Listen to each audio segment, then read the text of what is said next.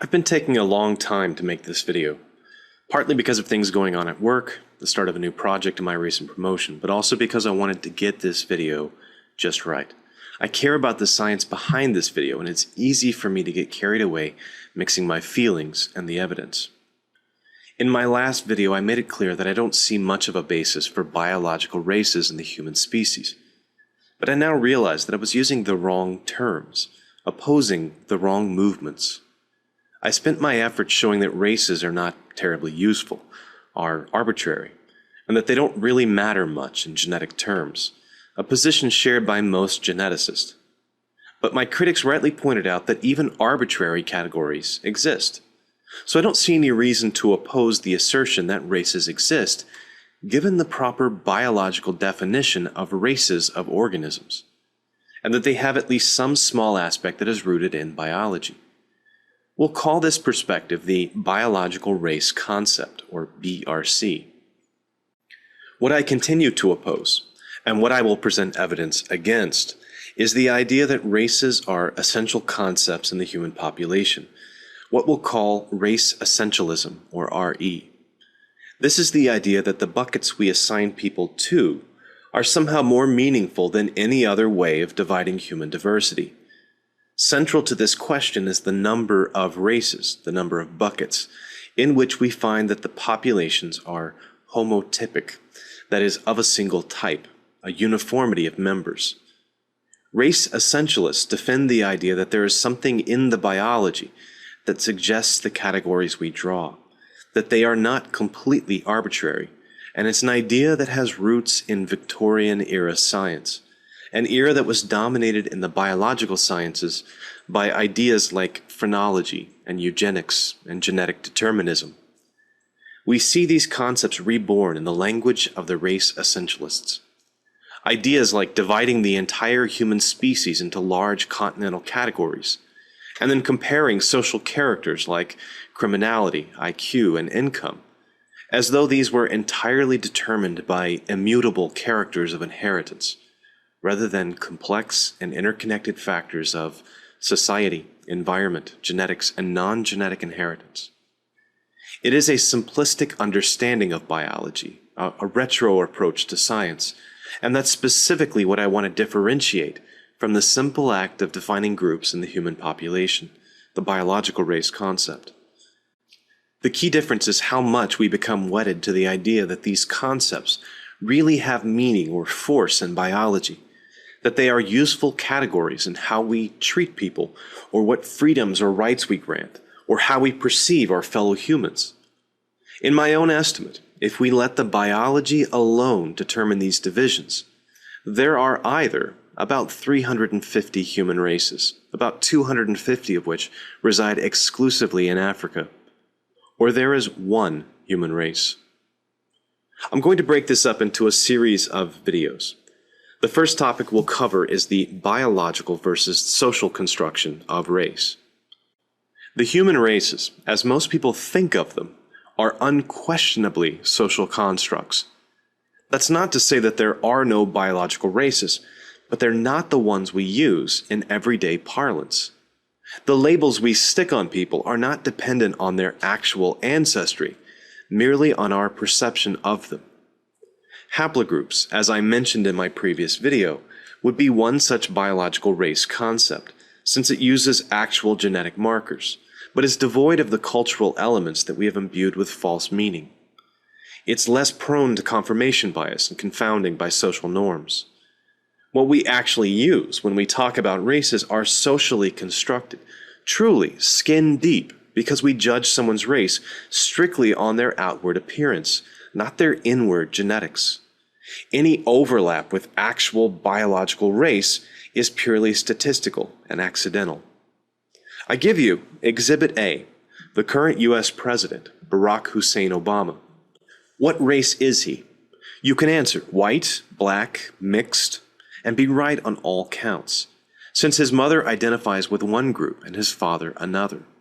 To most people, his race is not a matter of what genetic markers he possesses. It's how he's perceived, his social identity. He may choose it, he may not. Growing up in Southeast Asia with an adopted father, who knows how he was thought of there, what group he most identified with. But to most Americans, he's the first black president, not the first mixed-race president, not the first half-black or half-white president, simply black.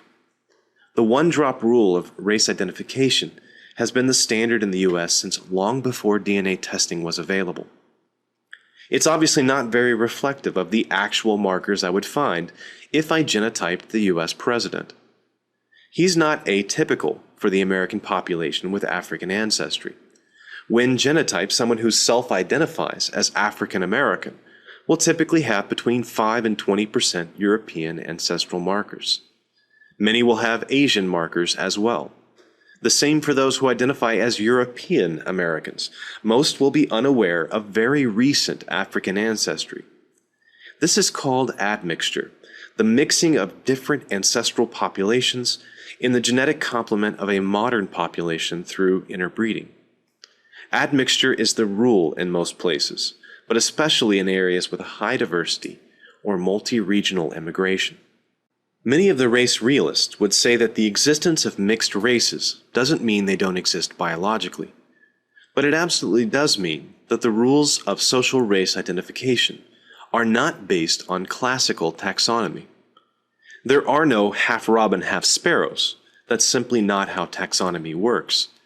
As a general rule, if we can define two populations with a single character, then there really aren't two populations. If there's significant genetic overlap between two subgroups, then they aren't distinct after all. There are two exceptions, not found within strict taxonomy, but still useful in population genetics, and we'll need to see if either or both of them applies to the human species. But I want to clarify early on the idea that an alien coming to Earth, with our same understanding of phylogenetics, would put all modern humans into a single species and a single subspecies. We are all Homo sapiens sapiens.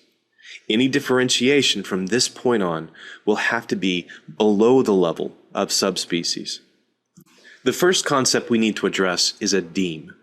A deme is a distinctive group within a species where reproduction is still possible between the groups, but each group is subject to different selection factors.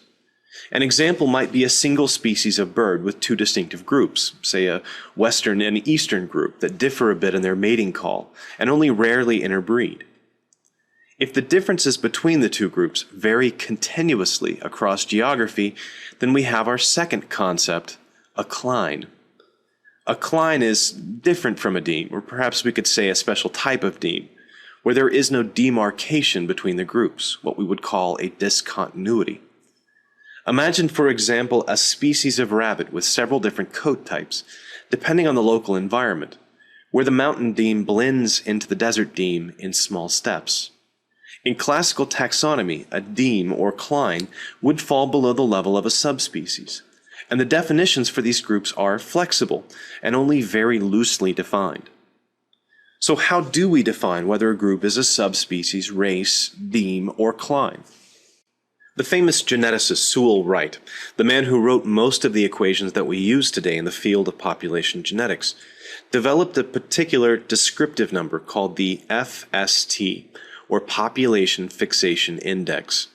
It was a way of describing something we call population substructure, that is, whether a large group is genetically homogeneous, composed of a single large population, or heterogeneous, composed of diverse groups of breeding individuals isolated from each other and genetically distinct. This is clearly the best statistic for describing whether or not races are genetically distinct. The FST for modern humans is approximately 0.110, or we could say 11%. What that means, in essence, is that 89% of all the variation in humans is shared across all groups.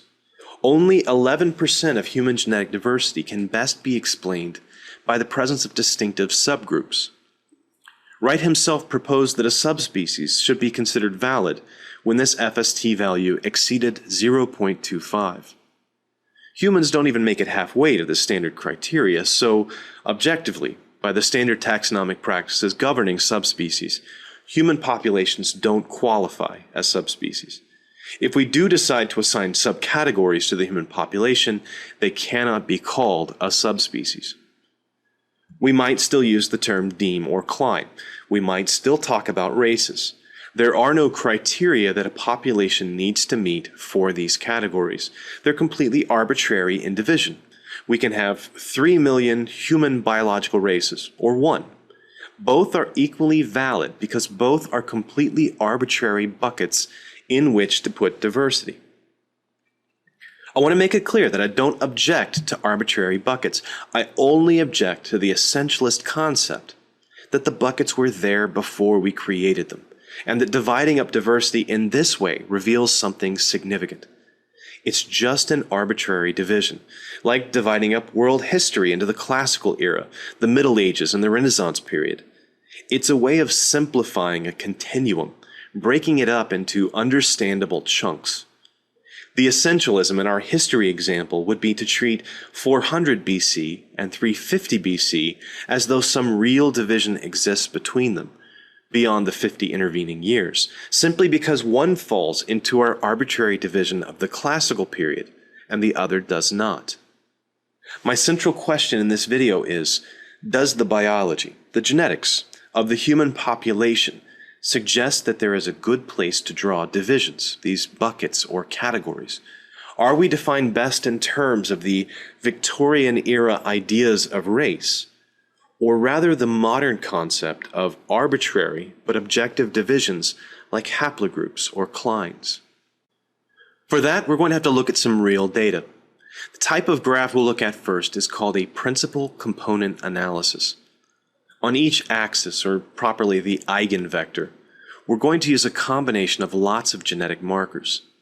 I don't want to focus too much on the nature of these markers except to say that they're from non-coding regions, not from genes, but the vast distances between genes. They haven't been subjected to specific selection, so what we're measuring has nothing to do with adaptation to the local environment, merely the natural genetic drift of two populations with some reproductive isolation. Each dot on the PCA graph represents a group of individuals drawn from a different population. The goal here is to see how much of the variation in the dots can be accounted for by our two marker sets. If human races are distinctive Deems, this is what they would look like. You'll find graphs just like this one on papers showing how biological races differ from each other. So why would I bring it up? Doesn't data like this destroy the idea that the races aren't distinctive? Yes and no. The problem here is one of how we select our populations. If you choose one population from Central Africa, one from Central Asia, and one from Australia, this is indeed what you see. Data like this suggests that these populations must have been isolated for a long time, with no intermarriage and hence a great deal of genetic drift and differentiation. Africans and Europeans didn't share a gene pool for a long time. However, what happens when we sample from all those geographic regions in between these distant populations? Now we can see what looks like a continuous change from one region to another. This is consistent with a model where gene flow is fairly continuous across geography. The only reproductive isolation was from geographic distance, so that markers found in populations in Africa remain distributed in populations in the Middle East. This is the classical presentation of a Klein, the continuous distribution of alleles that we discussed earlier. Human diversity is best represented by a continuum of change across geography, with the occasional gap where a physical separation existed between two peoples, producing what is called in genetics a discontinuity. We see these Kleins on the global scale, say from Portugal to Siberia, but we also see them on the very, very small scale, even within a single ethnic group or national population. For example, geneticists can map a Klein of Spanish markers into Western France, or differentiate French and German-speaking Swiss people. To me, this suggests that dividing up diversity into homotypic groups is probably doomed from the beginning. If you attempt to draw dividing lines at each steep sloped Klein or discontinuity, you will find that there are anywhere from 120 to 600 of these clinal sets in the global population. If you attempt to keep your divisions at sharp discontinuities, you'll find that you can't have more than one or two subgroups. That's why I say the number of human homotypic races suggested by biological diversity is either about 300 or 1. There just are no other divisions that account for the continuous changes both between and within populations. Let's take our PCA graph and try some other arbitrary divisions. What we're going to alter here are called inferred populations, and we assign the capital letter K to this number. If we assume two homotypic groups exist in the human population, that is K equals 2, this is what the analysis looks like. Perfectly valid. We've created two lobes.